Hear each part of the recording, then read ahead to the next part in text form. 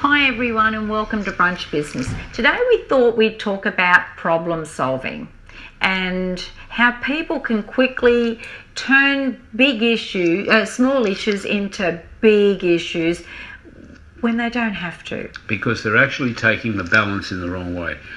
Because what they're doing is they're identifying the problem and they're staying stuck in their mind with the problem, where the problem is only 20% of what you've got to concentrate on. So basically what you should do is get yourself away or with a group of people and spend 20% of the time writing down Identifying the exact problem. Yeah, problem. And turning it into not a problem, but a challenge. Because a problem is quite negative and can load you down.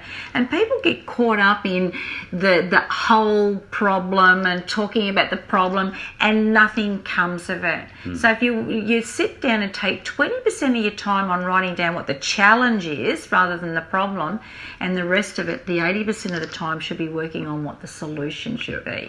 And so that's the first step. Yeah, and there's another thing that you've got to be very careful of, because sometimes in business we'll say that the problem is A, and that's what the difficulty is. Whether or not it's getting more customers, whether or not it's getting repeat customer actions in your business, but that mightn't be what the thing is. Yeah. It might be the obstacle that's in the way of reaching the end result.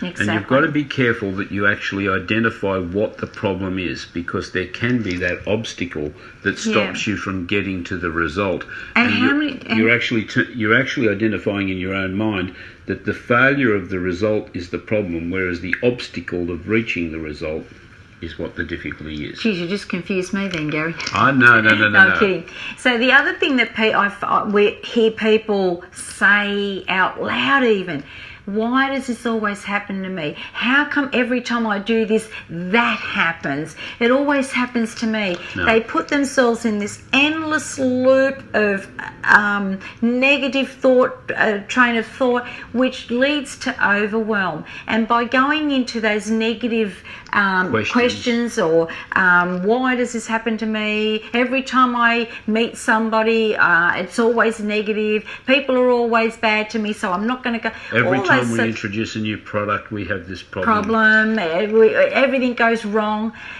We saw that the other day. Oh, didn't we just? Yeah. So the point is, because that leads to overwhelm, and you can't find a solution when you're in overwhelm.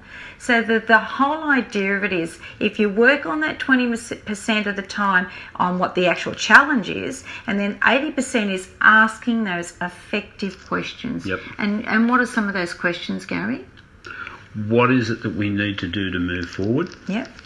What is, they're positive questions, and they're asking the questions about what is involved in getting to the result that you need. So something like, how can I turn this around? Yep. That would be a good question to ask, wouldn't it? Yep.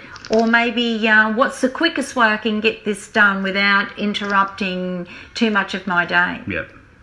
Or what's the fastest way I can have this done and have fun doing it? So if you turn those things around, you'll see that it is just a challenge. Just like doing a crossword puzzle or what do they call them, Sudokus or anything like that. It's a challenge, and a challenge to look forward to. And then I reckon another thing you could ask is, what can I learn from this? Oh, that's the positive. Yeah, what can I learn from this so that I can quickly turn it around if it ever happens again? And I just touched on the subject of the introduction of the new product, and that's a thing we were dealing with the other day. Make sure that if you've learned a lesson from introducing a new product, that you're not going to have that same error occur again, and that you do apply whatever it is that you've learned. Exactly. And be aware of it. And boy, oh boy, will things change for you just by using those little strategies that we've talked about today.